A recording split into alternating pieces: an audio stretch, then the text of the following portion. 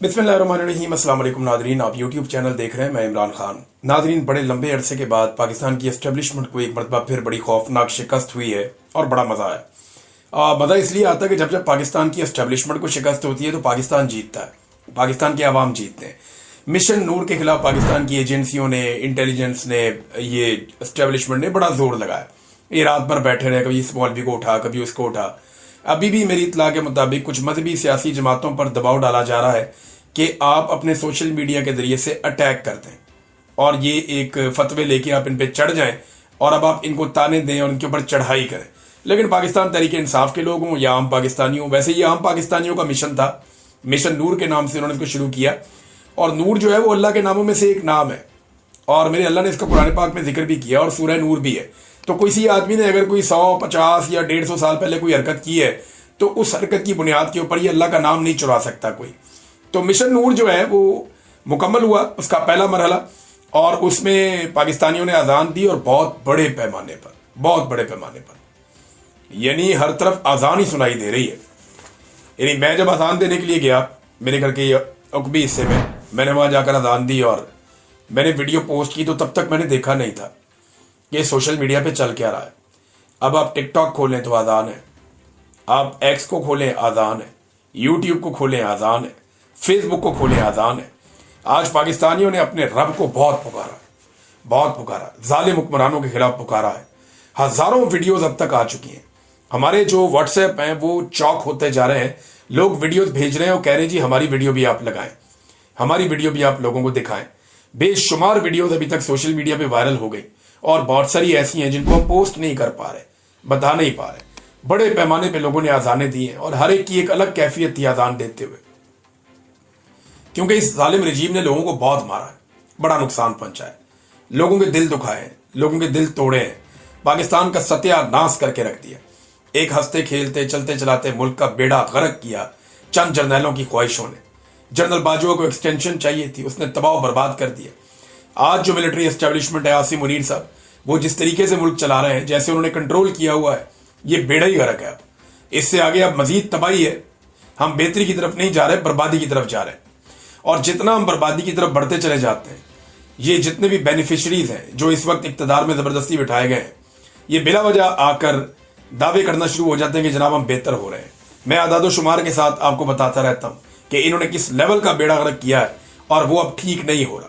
हजारों वीडियोस नाज़रीन आ चुकी हैं। एक बदतरीन शिकस्त हुई है पाकिस्तान की मिलिट्री एस्टेब्लिशमेंट को पाकिस्तानी अवाम के हाथों।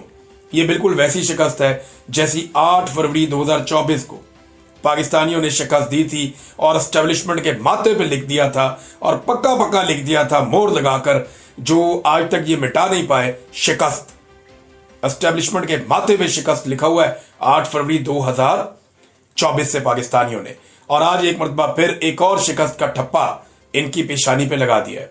8 फरवरी बिल्कुल माहौल वही लग रहा था। देखिए ना, ये पुरअमन कौम की निशानी है। लड़ाई में, झगड़े में, तसादुम में लोग बाज़-औक़ात गुरेज करते हैं, लेकिन जैसे ही लोगों को अपनी ओपिनियन देने का कोई लॉजिकल वे नजर आता है, ये पाकिस्तान के अंदर जो जुल्म करने वाले लोग हैं ना, जाबिर हैं, जो फस्तायत करते हैं, उनके लिए अच्छी खबर है।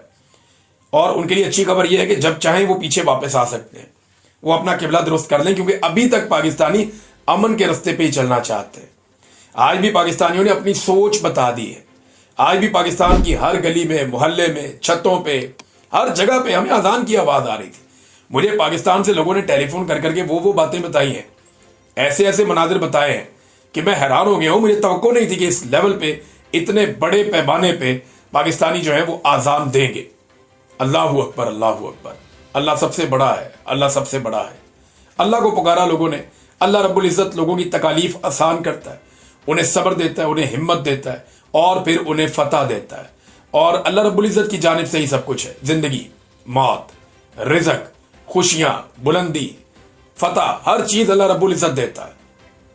और मेरा रब जो है वो यहां पे लोगों की इतनी बड़ी तादाद में करोड़ों लोगों ने आवाज उठाई है। मेरा रब ना सुने ये तो मुमकिन ही नहीं है, हो ही नहीं सकता कि मेरा रब ना सुने। वो तो सुनने वाला है, प्यार करने वाला है। उसके यहां देर है, अंधेर नहीं हो सकती। तो मेरे रब को करोड़ों लोगों ने अपना मुकदमा पेश किया। मैं देख रहा था वीडियो, अनीस सत्ती शहीद जो डी चौक में गोली मारी गई, उसके वालिद अजान दे रहे थे।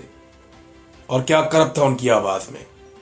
साबिर शाकिर भाई की मैंने आजान सुनी, वो आदमी 3.5 साल से अपने घर ही नहीं जा पाया। घर जाना था उन्हें, और अपना घर किसे प्यारा नहीं होता। मैंने उनके अंदर एक उदासी देखी है साबिर शाकिर भाई में। 3.5 साल हो गए वो आदमी अपने घर वापस नहीं पहुंच पा रहा। कैसी तकलीफ है। और ये वो आदमी है जो पाकिस्तान के बाहर रहता भी नहीं था कभी। शहीद अरशद शरीफ वो कभी भी वापस नहीं आएगा। मैंने वो अदील राजा साहब का मैंने ट्वीट पढ़ा, उनकी जो फीलिंग थी, वो कहते जी ये तो एक अलग फीलिंग है। मैंने खुद जब अजान दी तो मुझे बहुत सारी चीजें मेरे दिमाग में मुझे याद आई जो मैंने अल्लाह के सामने रखी।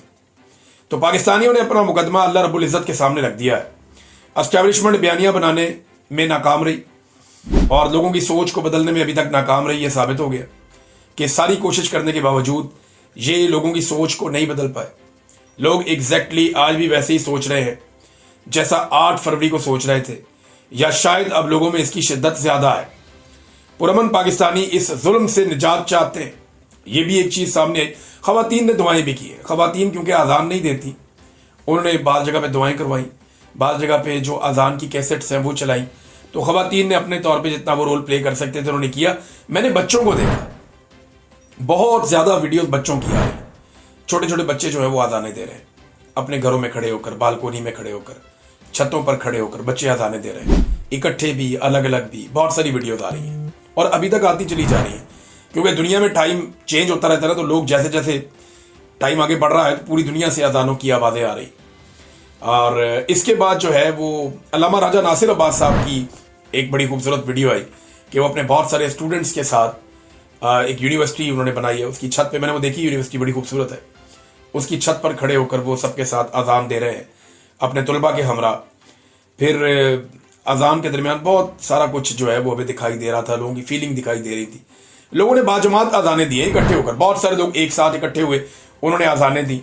तो ओवरऑल जो है वो एस्टैब्लिशमेंट को एक और शिकस्त हो गई है। लोगों ने अपना मुकदमा अल्लाह रब्बुल इज़्ज़त पर छोड़ा है और अल्लाह रब्बुल इज़्ज़त से रुजू किया है।